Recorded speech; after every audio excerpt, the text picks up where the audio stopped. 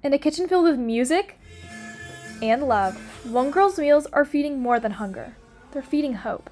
Every other Saturday, Sydney Guzman Jordan cooks 50 meals for the homeless and distributes them downtown. I first need to plan out what meal I want to make. Since all this is coming from my own pocket, I need to make sure that I'm being effective with my money so it can stretch further. I like to prepare meals that are extremely filling and hearty, and I like to make big batches, so I need food that's easy to make in large quantities so that a lot of people can get food. Both my grandmother and my mother instilled a strong sense of altruism in me from a very young age, and I watched both these women constantly serving their community just by helping out neighbors to going out and volunteering on their own time, and so it just always inspired me to want to go out and do the same.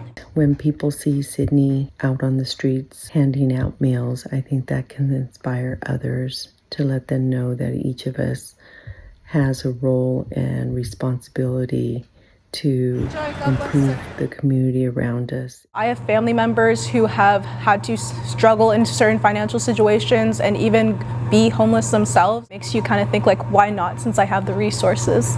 Sydney describes the challenges that come with the project. You're constantly thinking about where can you go next, how many meals do you have left, there are groups of people, should you be around large groups, is that a safety hazard, should you be around people who maybe you don't know if they are just more aggressive. But honestly, the main thing that sticks in my head is just when you hear someone say thank you, and it makes me very happy to know what I'm doing is helping. Sometimes we've had to go in very uncomfortable spaces where people were actively doing drugs, and she has had to put that fear aside and judgment and focus on the humanity. One of the more difficult things I've experienced is having to refuse serving multiple meals to one person just because you want to help as many people as you can, and to give 2 meals to someone when instead you can help 2 people is always just internal struggle, and it always makes me feel a little guilty. It's always heartbreaking because you want to provide as much as you can. You want to give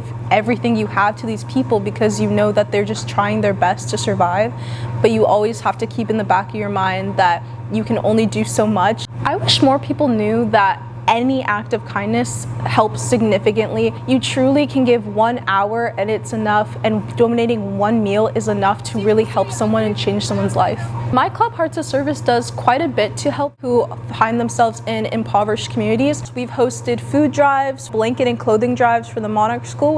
We've created over 100 hygiene kits. We have also partnered with organizations such as PATH and the Ronald McDonald House. Our first meeting is on October 14th in room 55, Mr. Cornforth's room. Follow our Instagram at TPHS Hearts of Service. One girl, one kitchen, countless hearts touched. If you'd like to help Sydney's efforts to help those in impoverished communities, join her club, Hearts of Service. This has been Portia Perry signing off for Falcon Vision.